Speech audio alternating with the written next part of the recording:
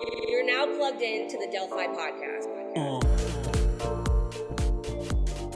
Welcome back to the Delphi podcast. I'm John, a ventures associate here at Delphi Ventures. Today, we're digging into one of the most ambitious real-world applications of DePIN to date. I'm joined by Harry Dewhirst, co-founder and CEO of 375 AI, a company building a decentralized network of sensors to capture and monetize real-world physical data at scale. Think traffic flows, vehicles, weather conditions, and a lot more, all captured directly from billboards and storefronts, processed by AI at the edge, and powered by on-chain token incentives. Delphi Ventures is proud to be participating in 375's upcoming fundraising round and to be working together with Harry and the team on this to scale the network. Harry, it's awesome to have you.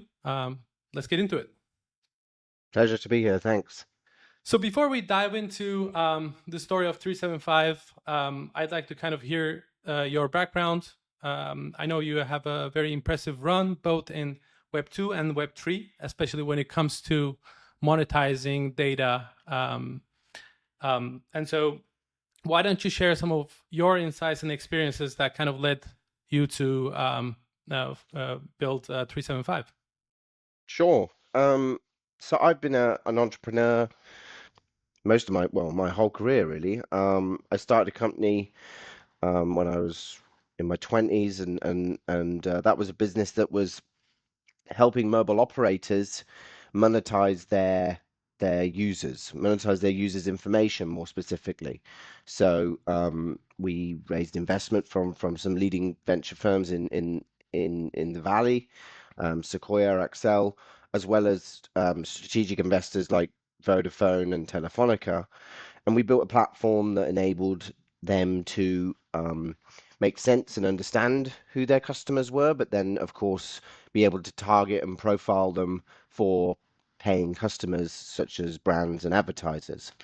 We ultimately sold that business to Singtel, the large mobile operating holding company in Singapore, that have operations across Southeast Asia, Australia, India, and I moved out to Singapore and then built this data business inside of Singtel for monetizing and profiling and targeting their consumer base or their subscriber base.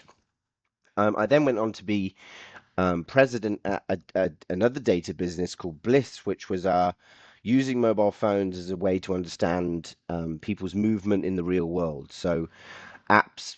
By this time, my first business was started before iPhone and Android even existed. By this point in time, apps were prevalent and phones had GPS and things like that. So there were lots of more data points made available, and this Bliss was a platform that took in huge amounts of data about where devices went and could use that as a sample to understand the general movement of people in the real world, and that was very, very valuable to retailers, to quick service restaurants, to luxury brands, hotels, and so on. We sold that business to private equity, and then they ultimately sold to T-Mobile in the US. My last foray before starting 375 AI was I was appointed CEO of Linksys, the Wi-Fi router company that most people over 35 have had one in their home at some point, and that was a different experience for me outside of my entrepreneurial roots, but approached it in the same vein nonetheless. We were listed on the Hong Kong Stock Exchange, raised $160 million to take it private, and reinvent the business. And it was there that I stumbled across projects like Helium that just fascinated me. And this is 4 years ago. It's fascinated me and now my co-founder Rob so much that that we left Linksys to launch 375, and that's just coming up to almost 3 years ago to the day. Very cool. Were you always interested in crypto? Like you were the CEO of Linksys, and then you identified Helium. So I was kind of curious. Yeah, I had I didn't have any professional exposure to crypto, but I was holding crypto probably since 2006, 15, 16. So, but as a retail investor, and I did have friends that had moved into working in the crypto space as their career. So I did, tag along often, and particularly as my interest in DY at the time, now kind of more broadly known as DePIN, grew. I would go to all the conferences and so on, and had a fair number of friendly faces to see, thanks to people who are friends who'd moved into the industry. But no, prior to 375, my interest in crypto was really as a retail investor. Rode some of the waves. I distinctly remember being stuck in Bali in a volcano with Bitcoin going to 20K, which was very exciting. I don't know what cycle that was, but I remember being very excited, stuck on an island in the Southeast Asia. Interesting. Very cool. So at one point, 375, you were deploying other people's DePIN devices, and then you kind of made a hard pivot and decided to build your own network, own devices, own token. What was the light bulb moment for you to make that switch? Yeah, so you're absolutely right. We started the business with an intention of being, an enterprise, or the biggest enterprise grade deployer of other people's DePIN stuff, which we you know achieved, and we became one of the larger miners of various different projects in the space, Helium, XNet, and a handful of others. It was during that time that we learned obviously a lot about what we like about certain projects, what we don't, whether that's the tokenomics, whether that's kind of the concepts, whether it's the demand side, whether it's the business model. So what we decided was that we were sitting on an exclusive contract that was very valuable then and remains very valuable to this day, which is a real estate relationship to give us access to 50,000 very sought after unique locations on billboards with a publicly traded company called Outfront. We decided that that asset was really under leveraged, and whilst we were deploying other gear there and monetizing it, we thought that there was a bigger opportunity. So we kind of went to the drawing board and said, okay, like if we were to build our own project, what pieces would we take from all of these experiences that we've had with all of these other projects? What kind of pitfalls would we look to try and avoid? And that's really where the kind of ideation for what is now 375 and the data intelligence network started. Plus, of course, my background and experience in data, it was an obvious path to take, using the latest and greatest technology to attack real world data in a new and novel way. Got it. Okay. So before we go deeper into mechanics, could you give us maybe a basic overview of 375 AI right now? Like what actually you're tracking, what type of real world data we're talking about, and what are the node types, and yeah. Sure. So 375 is an edge data intelligence network. We've deployed and developed advanced sensors that we've placed across strategic locations across the US. These devices consist of a NVIDIA GPU core, which runs its own LLM, its own computer vision software, and is something that we train to to our specification. Into that is a multitude of sensors. The primary and the most expensive or valuable sensors being six very specialized cameras, and then a host of other kind of smaller sensors, microphones, atmospheric, environmental, and so on. That data gets fed into the core, and as much information as the model is trained to do so is extracted from it. So our initial focus has been on vehicular data, because of the placements being on some of the busiest highways in the country. Think 8 lanes of traffic going two directions at 80 miles an hour, capturing and identifying everything from make, model, color, number of occupants in the car, license plates, incidents on the road, whether that's collisions, erratic driving, ambulances, tow trucks. And then when it comes to commercial vehicles, capturing every characteristic of that commercial vehicle, whether that's the US Department of Transport number, whether it's a trailer ID from containers, what the carrier is. So is it a Hapag-Lloyd trailer? Is it an Evergreen trailer? Is it a UPS truck, a FedEx truck, or any other independent email address or phone number that we're able to pull off of these moving vehicles? As commercial vehicles are a particularly interesting category as we come on to, why is this data valuable and what's it for?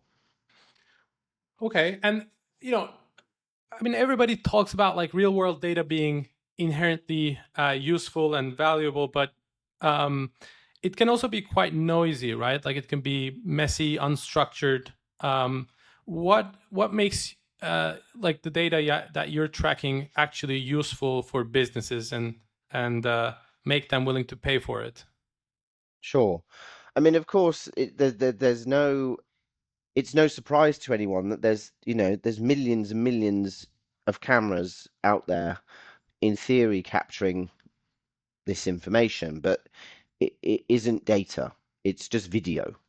And what our system is doing is taking these 6 high definition specialized streams of video and on the fly and at the edge in real time converting that into data in a normalized format in a very privacy compliant and respectful way, because the video itself never leaves the device. So there is no privacy kind of concern or regulation to be abided by, because the video is neither stored nor used. The AI scans it, extracts the information it needs, and then expunges it. That's never, to our knowledge, been done, at least at this scale before.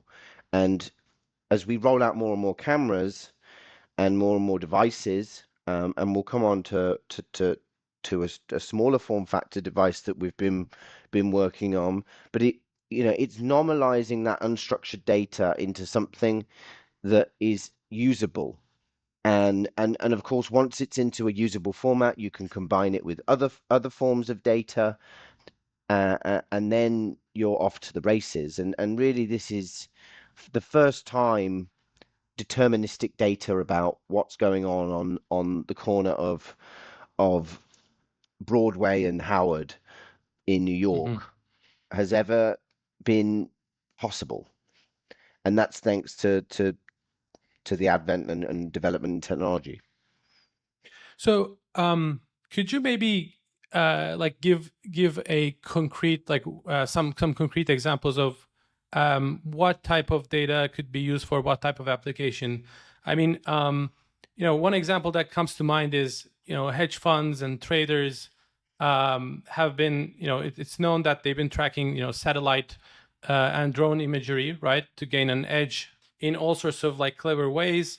They've been like maybe like monitor a parking lot to have a sense of like how a retailer shop is doing, or if there's a natural disaster, they can check for damages in power plants and all sorts of like clever techniques. But I'm kind of curious, like what businesses can get out of 375 that they can't through these like alternative means of capturing real world data.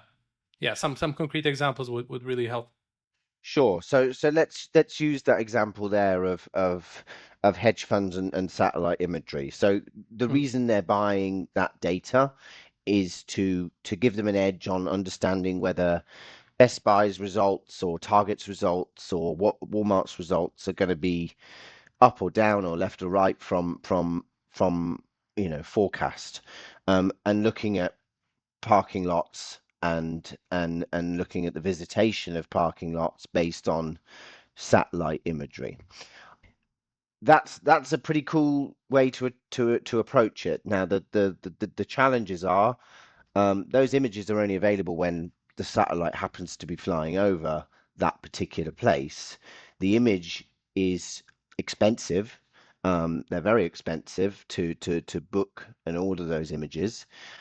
They are a snapshot in time, and also they don't have really any way to calculate any form of unique, because of the vantage point at which they're being viewed is really just counting the total number, not the unique number on one day versus another day. The difference in fidelity between that and ours. So let's use an example whereby our devices are deployed outside of on the thoroughfare to a Walmart or to a super center, and our device is capturing every single vehicle down to a license plate, which is a unique identifier, which therefore can be used to understand both the reach and the frequency accurately, because and we've seen this in the data. There are, our first device that we deployed and that was built by our chief AI officer in his garage in Redwood City, California. He has had that device up and running on a billboard on the 101. That we have a truck, a Ford Transit van that we have seen thousands and thousands and thousands and thousands of times. I don't know what this person does, but they drive past back and forth hundreds of times a week. And that, of course, in another means would be considered 100 people, but it's in fact not. Now, that's one extreme example, but by being able to have a very granular and high fidelity view on the number, the frequency, and then also from the car itself, there is a lot of assumed demography and other attributes that can be understood. Is it all Kia Sportage, or is it Range Rovers? There's a very different demographic between those two vehicles, and there are other, is it F-150s? And I love F-150s. I have an F-150, so that's not a knock on F-150s. But is it that, or is it Teslas? It's a different makeup, a different audience, and that can change during the day. That could change at different hours of the day. And this is something that's persistently aware of what's going on. And not only is it understanding what's going on right now, it's storing that data in perpetuity. So with every passing day, the richness of the data set is getting richer and richer because of the historical data that it has. And over time, new and exciting use cases will appear because of that long-term view as to what's been happening in a specific place over long periods of time. Got it. So I'm hearing, high, like basically more accurate data, right? Higher fidelity, real time, and just scale and cost efficient way. So definitely strong points. And then maybe could you touch base on like what stage you are at right now? Like, are you already generating useful data, or do you need to reach a critical mass for this data to become useful enough for businesses to be willing to pay? The typical criticism in DePIN is that I think Helium was the biggest example of this. They went super wide, super fast, scaled the supply side, and the thesis has always been that they need to reach a critical mass for their data to become useful. So I wonder if the same dynamics apply here as well. Yeah, it's a good point, and it's something that in that evaluation phase, when we were looking at what business and project we want to build based on all the experience that we've had with building and being deployers of Helium and others, and we love all these businesses that have kind of led the way, but there's certainly aspects of various parts of them that we've wanted to improve. In demand, we wanted to build a product that had immediate demand and had utility without this build it and they will come, or this super scale requirement. And we've been successful in doing so. So in order to give us the best chances of monetizing out the gate, which I'm pleased to say we are, and we've signed, paying customers even, ahead of our TGE, which means that upon TGE we have on-chain revenue, we have buy and burn of the token happening, effective immediate, which is something that many other DePIN projects have taken many years to do. So, but one of the ways that we ensured that that was the case is by having extremely high quality locations for install. So these devices are expensive and very, very powerful devices. They cost, we sell these devices to the community for $50,000. We sold our first 50 units pre-sold our first 50 units in Q3 of last year, manufactured them through Q4 and began deployment in Q1. Now we decided to have a very geographic focus. So the first 20 or so units were all deployed in the LA County area. Long Beach is the busiest port in America, and as I mentioned before, commercial and freight traffic is a very, I guess, low-hanging fruit when it comes to monetization, because it's such a key leading indicator of business and economic performance. So we focused on that geography first, then New York, New Jersey, and then finally the last 15 or 20 devices of that initial batch of 50 in South Florida. And I think we will continue to have that kind of market by market approach rather than having disparate data from 50 different cities across America, which would be much, much more challenging to monetize in any meaningful way. So having the densification has meant that in LA, for example, we are seeing millions of cars per day, of which there's only about 5.5 on any average day. There's 5.5 to 6 million unique cars a day on the road in all of LA County. So we're seeing double-digit percentage of unique cars in a given day every day. So there is a level of critical mass and scale, even with a small number of devices placed in the right places, that can be attained. I see. And okay, so that's quite impressive that you track so many cars with just 20 units. I'm still kind of curious. Do you think, like, once you reach a critical mass, however you want to define it, you go region by region, but maybe when you reach a certain scale in US, do you think new type of buyers would be interested in that type of data? Like, would that give rise to an emergence of new type of customers? Or yeah, curious to hear your thoughts there. Yes. So as I mentioned, there are customers that are interested and that would value the data already. And if it's, large markets like New York, Los Angeles, Miami, that's sufficient to make a difference to their business, particularly if, they're a transport and logistics business where they're three of the biggest ports cities in the country. And, Long Beach is the busiest port in the country, and we have devices on every artery coming in and out of that port. So there isn't a container that comes in or out of Long Beach that we don't at some point see.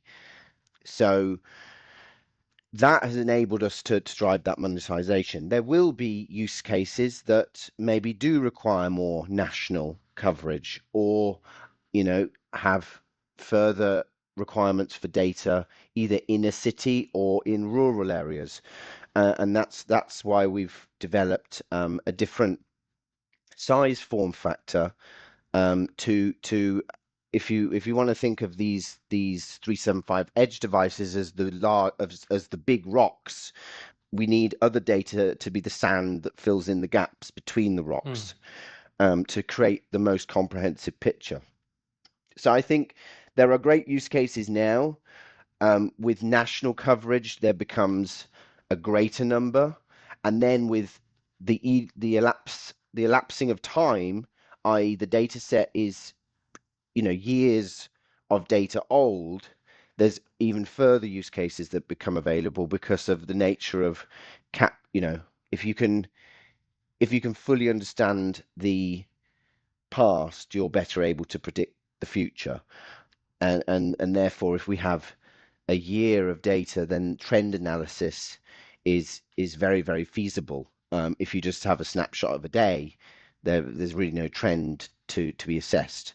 So it's those three things that I think will drive waves of new adoption, new use cases, some of which we've contemplated, others of which, frankly, we anticipate to be surprises to us, Mhm. particularly as people, as we expose this data in a platform, for people to plug into their apps, to plug into their business intelligence models. They will use it in ways that maybe we haven't yet imagined, and Are that's I you guess the beauty of data.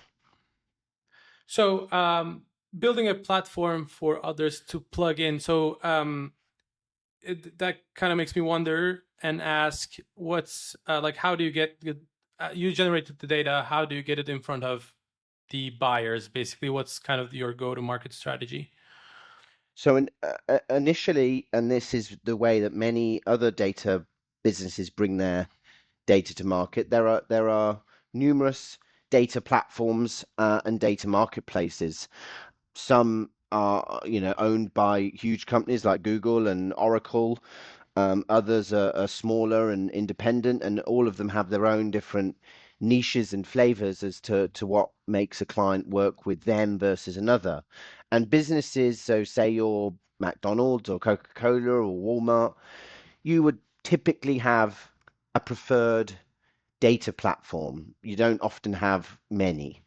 You wouldn't work with 5 different data platforms. You'd probably work with one or two, three at most. So once we've integrated and published our data into these platforms, these customers, these Fortune 500 businesses, can start consuming that in an easy manner. That they can add that to their suite of information. So we've been busy and will continue to be busy integrating our data into these large data marketplaces, data platforms that enable the existing rails of how these large, Web2 Fortune 500 companies operate. It's within their muscle memory, and they don't have to. There's no real change of behavior. They'd be just replacing data they otherwise would have previously bought about traffic on the 101 is now being serviced by our data, which isn't data that was conducted and published by a survey and a rubber strip on the road 5 years ago, counting the number of cars or accidents or whatever. I see. So so you supply the data to the data marketplace, and then on the other end, you have these Fortune 500 companies consuming it. What's that landscape looks like? Is there certain verticals where, like, logistics companies plug into a type of, you know one of these marketplaces, and then maybe hedge funds subscribe to another, or is it all kind of general purpose and you don't know how it can be consumed? It's quite diverse. One platform and the first couple of platforms that we've integrated to have, customers from McDonald's to FedEx for transport and logistics to Citadel on financial services side. So, that's one platform with three very different types of customers. So it's certainly not like very kind of categorized into niches. It's I see. tends to be general. Of course, there are exceptions to that, but the larger platforms service many. I see. All right, so I want to kind of transition into and talk a bit some of the tech stack and your design choices as you build out the network. So the biggest one, the biggest decision there is one of the biggest decisions is running AI at the edge versus cloud.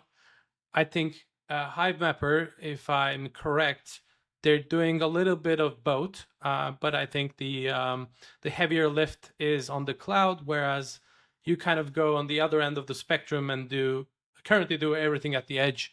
And I think there's no logic at the cloud. You can correct me if I'm wrong there. Yeah, could you maybe dive into the thought process there, and was that kind of how that was decided? Yes. So the rationale behind the decision to do edge AI versus centralized or decentralized, but cloud AI was not because it was easier. In fact, it's far, far harder. It would be way easier for us to just deploy relatively cheap cameras in comparison and just push all that data into the cloud and deal with it there.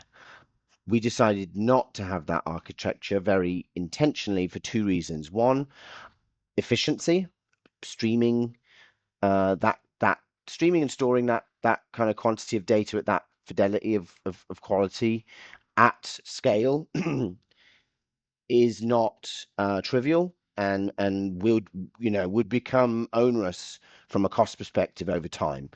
And so that was the first one. But the second one, and frankly more importantly, was the evolving privacy landscape. So whilst right now it would be perfectly permissible to stream data to a cloud, process it, and extract the data, that's evolving, that's changing. It's a moving target, and we also wanted to build something that was best in class in terms of respecting capturing the data that's valuable, but not keeping stuff that isn't useful to us and could be subject to any form of abuse. So if we don't send the data anywhere, there's no ability for it to be intercepted.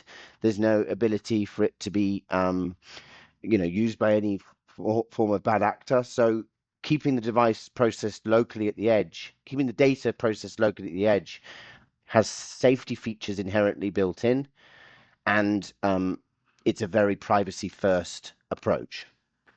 I see. Raw footage comes in, is processed by AI chips on the device at the edge, and then out of the box comes like the structured data, text Yeah, data. Right. Okay. yeah, exactly. I see. And then the video is deleted. So it's a very best in class way and plus we can train the model to stop capturing some data. So if a regulation changed, or if we wanted to launch in a geography that had different regulations, the model can simply be trained to not identify or capture that piece of data and only capture the pieces that are compliant. Are you worried at all that a trade-off here is that maybe like if you prefer the cloud route, you could in theory run like a much bigger AI model, computer vision model, or multimodal LLM, and then maybe process it like have also maybe a higher quality of intelligence as an output. Are you worried about that at all, or no? So we're getting the best of both worlds. We are using sample sets picked randomly from our fleet of devices that then are put into a multimodal system in the cloud that then is used as training data to feed back into the boxes at the edge. So we can't, you're right in saying we can't run the heaviest parameter model at the edge without the device costing $250,000, Right. which is just unfeasible. But we can leverage the benefits of some of these super powerful models to train and improve within the niches that we're interested in. Because to have, billions of parameters that you only are really using a very small subset of for this very, you only need a certain type of tool for this job, and it's a reasonably small number of tools in the grand scheme of things. We're not going to need to know anything about like British history or novels from the 14th century. So Yeah. there's a whole host of information that just isn't needed to be residing to identify the stuff that we need to identify. Okay, so intelligence is one part, right? That's the AI chip. The other is the sensors, the eyes and the ears, right? What you're tracking, and then basically a simple trade-off space there is like you can add more sensors. You can track different stuff, and that would bump up the price of the device. And there's kind of a point where you are comfortable, like it's not an overkill, but it's super useful for all the use cases that may emerge in the future. So yeah, maybe some light into that decision as well could be interesting. Yeah, I mean, we built the system in a modular manner. So over time, if we realize that there's a piece of data or a piece of information that we could capture from a sensor that isn't included, it's relatively easy for us to add that in. I mean, the cameras are really the most expensive sensors. Sensors typically are quite cheap devices, depending on what they are, but cameras being the most expensive type of sensor typically. So, we have a modular system that it would enable us to, if there is a demand and a need, upgrade that box without having to start from scratch. Right, because these are specialized cameras, right? The captures different Yeah, stuff. these Like why cameras are you need six designed. cameras? Yeah. So they have different kind of apertures and purposes on the roadways and different kind of fields of vision. Of course, we're also looking in two directions because we're looking for license plates on the fronts and backs of vehicles and often kind of verify the front and the back in places where front and back license plates exist. But it's often two lanes of traffic in north and south or east and west. So three are pointed at call it the northbound lane, three are pointed at the southbound lane, and they're all kind of capturing different parts. Some are very, very kind of honed in and specific to the smaller signifying marks, license plates, logos, text, email addresses, stuff that's very kind of close up. Others are much further afield that are identifying the make and model of the vehicle and the occupants in the vehicle and so on. So there it's not six of the same cameras, it's different cameras doing, programmed and tuned to do different things simultaneously and then marry up together that information to say it was we identify the vehicle as 375 ID vehicle 123. Right. That's been populated by potentially six cameras or three cameras to get that full view, but it's still car 123. It hasn't been counted three different times. It's just used three different cameras to populate the data. Right. So the other, I guess, trade-off space is more in the architecture, right? So we talked about the edge device, and those are installed in these like prime location billboards, and that's more of a like a curated way to scale the network. Whereas the other form factor that you mentioned earlier is, I believe, a smaller device that you intend for people to self-deploy. And there's always this question of like when people self-deploy things, how do you ensure the quality and the quality matches the edge devices, right? So could you maybe speak to that? Sure. So yeah, you're absolutely right. We've been developing and have developed a product that we're calling 375 Street. Think of it as a miniaturized version of 375 Edge. So it still has NVIDIA GPU at the edge, albeit a much smaller chip. The device is there's no bigger than the kind of shoebox, if you like. It contains two cameras versus six, two different types of cameras, again, for those two different varying ways to use them. And it's designed for self-deployment. So people who have a balcony, a rooftop, a window ledge, a small business that is seeing lots of stuff go by or interesting stuff go by. You might not see lots, but you might see interesting, and that can often be valuable. Interesting could be Mhm. if you're on the only road in and out of a town, and you're going to see every car that comes in and out of that town. That could be very, very valuable. So this is designed for people to self-deploy.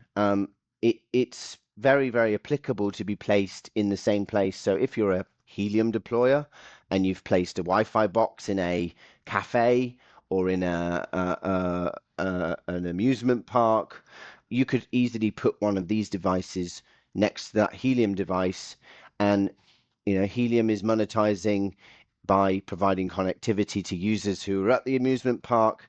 This device is capturing data from what's going on at that amusement park, and you can monetize that location in multiple means, and increase the yields as a deployer from a single place. So we're excited to be we'll be selling that product later this year. And as I said before, the edge devices, really with just a few thousand spread across the country, there won't be there'll be very diminishing returns to doing many more than that. However, with 375 Street, we could easily sustain tens, if not hundreds of thousands of these devices to really give us an incredibly rich and comprehensive data set of the nation. Plus, we of course have aspirations outside of the US, and intend to have other geographies where we launch and make this product available for deployers. This is kind of similar in some sense to what Hivemapper is doing, right? The street device, especially. The biggest difference is, like, for context, Hivemapper, has a network of people placing dash cams on their vehicles to capture map data. So these nodes are constantly moving and recording, whereas the street devices, they would be stationary. So what does that difference tell in terms of the type of data that you can capture, and what type of insights you can deliver? Right, what different type of insights you are able to deliver? Yeah, I mean, I've of course been a fan of Hivemapper, and had their devices since kind of they began. So I've been following it closely. Their use cases, whilst there is definitely overlap in the data that we capture, the use cases are very different. Their customers tend to be more on the mapping and autonomous vehicle side of things, because Mhm. they reside within the car. However, it doesn't give you a really a view into what's going on a particular road, because for it to do so, it would require, it really only knows what's going on in the car that it's being driven in and the car that's directly in front of it. And it doesn't have much purview beyond that limitation.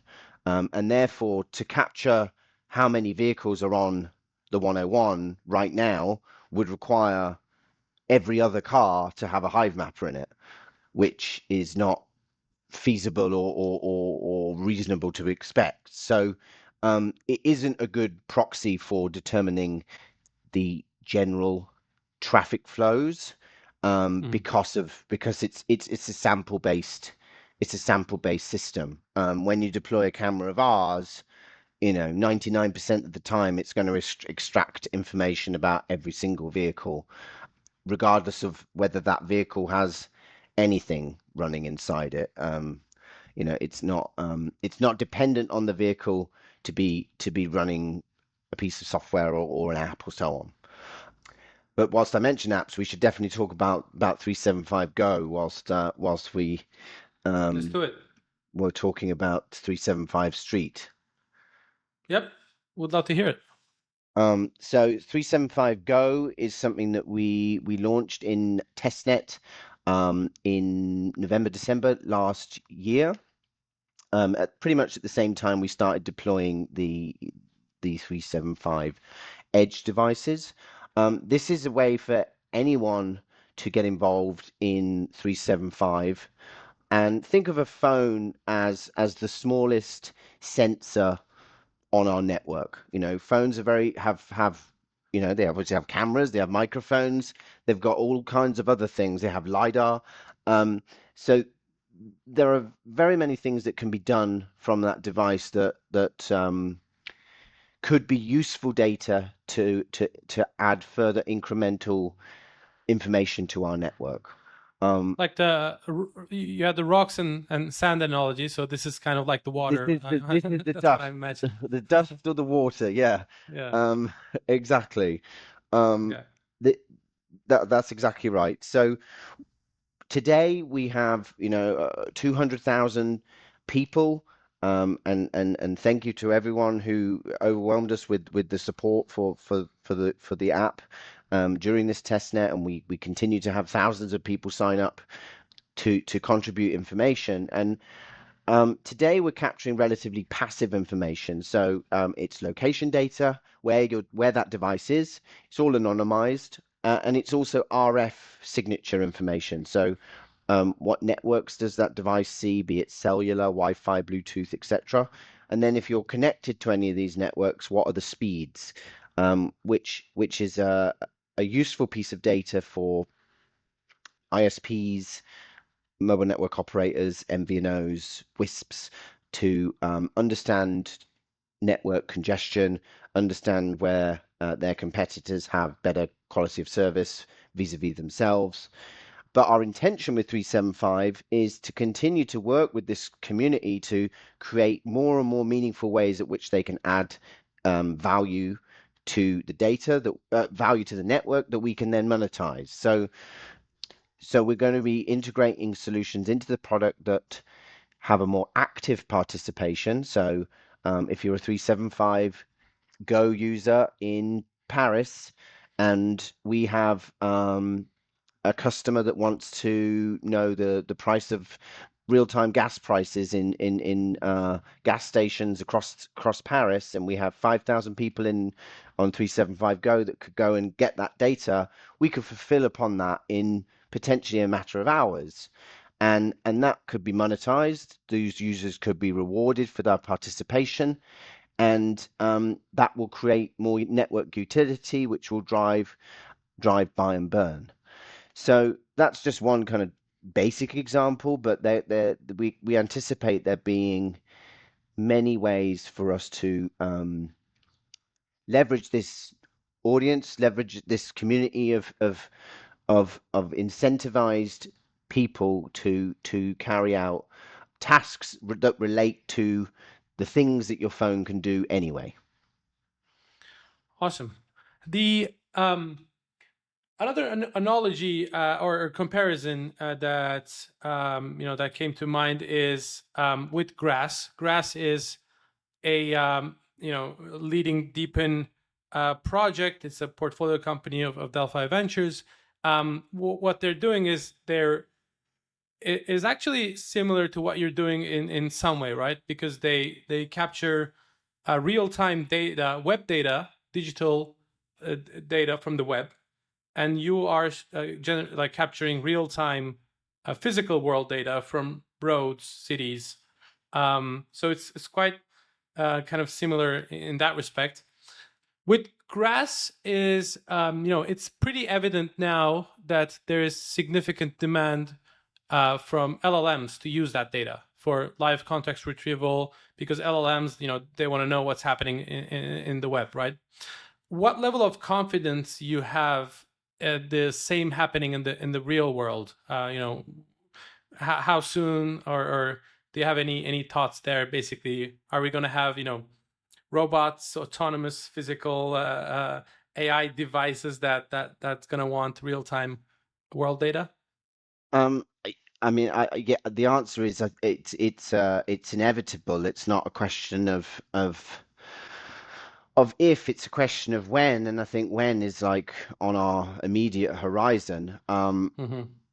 The grass analogy is a great one. That's a project that I've been following since inception, and kind of particularly given my background in data and digital advertising and so on, I could see those use cases. But then when the light bulb around using this army of and community of effectively nodes or botnet users who can, access their bandwidth to get real-time information that data centers are not really well set up to do, that could then provide real-time inference into LLMs, then that certainly there was a light bulb moment for me and us internally about us being, an equivalent to that in the real world, and this information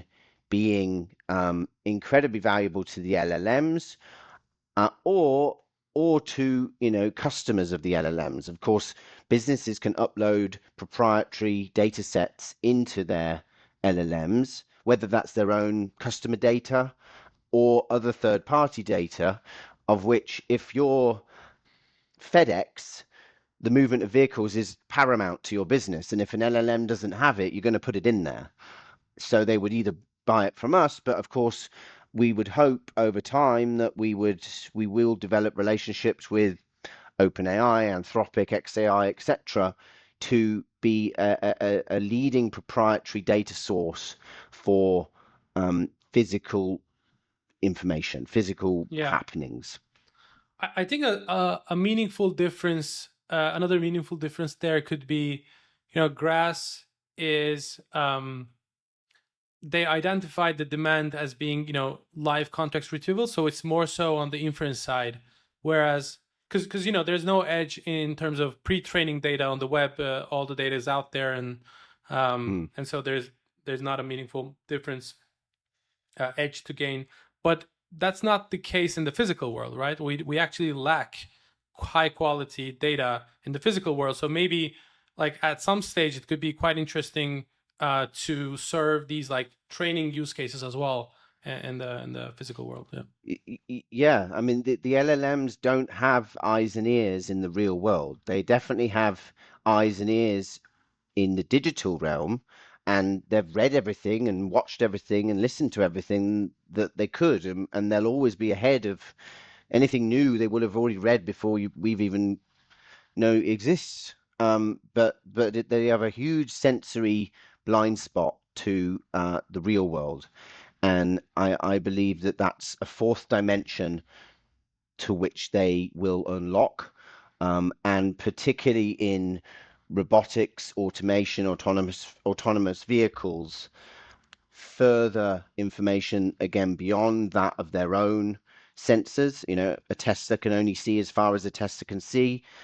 Soon enough, cars will have car-to-car communication, so then they can leverage the knowledge of another vehicle that's also autonomous, but they should also be leveraging the intelligence of sensors that are on the sides of the roads, for example, or in the sky on drones, whatever it might be. And there are protocols and standards being developed for that exchange of data in this autonomous world already. Very cool. Um, the I guess the final point on the end game type of scenario, is there a world where just by the sheer number of data that you're collecting, you're able to improve your AI model, and then the end game is actually not the data that you generate, but you build your own AI model for whatever purpose it may be. Do you share that kind of vision, or is it too early to comment? Um, it's an interesting one. I didn't that I never kind of contemplated that before. Before a few weeks ago, I was with Chad, our chief AI officer, and he made the point of we're getting really, really, really good at certain things. And those certain things are like vehicle related stuff.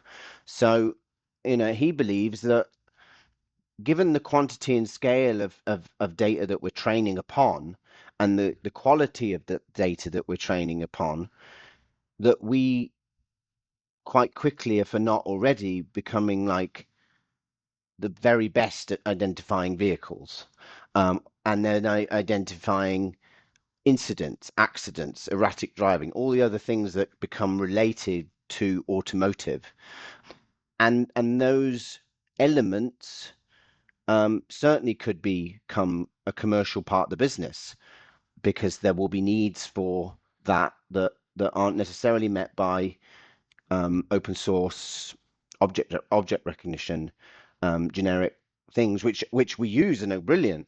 But we just have this very unique vantage point of seeing millions and millions and millions of different cars per day doing different things, and it's that unique source of data that other LLMs are just not ingesting at any great scale. Harry, what do you see as the biggest risk slash challenge? Is there any existential risk to what you're building? What kind of keeps you up at night? I mean, building physical stuff like manufacturing stuff is not without its challenge. I'm fortunate and unfortunate, I guess, would be the way to describe it, to have experience in it, because it is something that can cause headaches. We've gone through chip shortages and those kinds of eras. There's certainly no reason why that also won't come back. GPU is in extremely high demand. Tariffs and logistics of shipping. So I'd say that's a constant challenge and moving part to like manufacture things in a cost efficient and time efficient manner. There are so many elements out of your control, and so far, touch wood, we've been successful, and I think certainly mine and Rob's time at Linksys taught us a lot about making. We made millions and millions and millions of Wi-Fi routers, so that without that experience, I would be more lost than otherwise. But it is a challenge, and for any DePIN enthusiast out there who's pre-bought hardware and waited and waited and waited, and I've been in the same boat. It's hard. It's hard, and I'm sure all the companies that are trying to deliver their products would love to deliver you them, and their hands are being tied by a missing chip. It could be one little chip, and they've got 99 other chips, but if they don't have that one, it doesn't work. And yeah, and that's kind of the nature of the beast. Can't change the world without blood, sweat, and tears. That's for sure. Yeah. We're about to we're just about out of time, but yeah, I gotta ask this. 375. How did you come up with that name? That's oddly specific. Is there a meaning to it? My interpretation. Yeah, go for it. Go for it. No. I'm interested to hear yours before I tarnish. Yeah, my guess is the sensors and cameras, they watch 360 degrees, and then there's a 15 degree of extra that I don't know why. That's my guess. That's good. I've had people talk about how there's 365 days in a year and we're seeing 10 days more or something like that. But the actual reason is the extraterrestrial highway is Highway 375, which runs through Area 51 in Nevada. And we kind of thought there was some analogy between, I guess, the extraterrestrial world and what's now capable and possible with the advent of AI to create otherworldly type experiences that have never been done before. So I guess it's somewhat the art of the unknown, and that was the plus. We have a big focus on vehicles and transport. So Highway 375, the extraterrestrial highway, was the inspiration behind 375 AI. Very cool, Harry. Really appreciate you coming on and walk us through the project, your vision, tech stack, the challenges, and yeah, I'm looking forward to. We are looking forward to work with you on this, and then kind of spend countless hours together to put nodes all around the world, including the 375 highway. So Yes. No, we haven't got one there yet. So let's go spot Yeah. some aliens. Awesome. Thanks again for joining Excellent. us. It's been a pleasure. Thank you.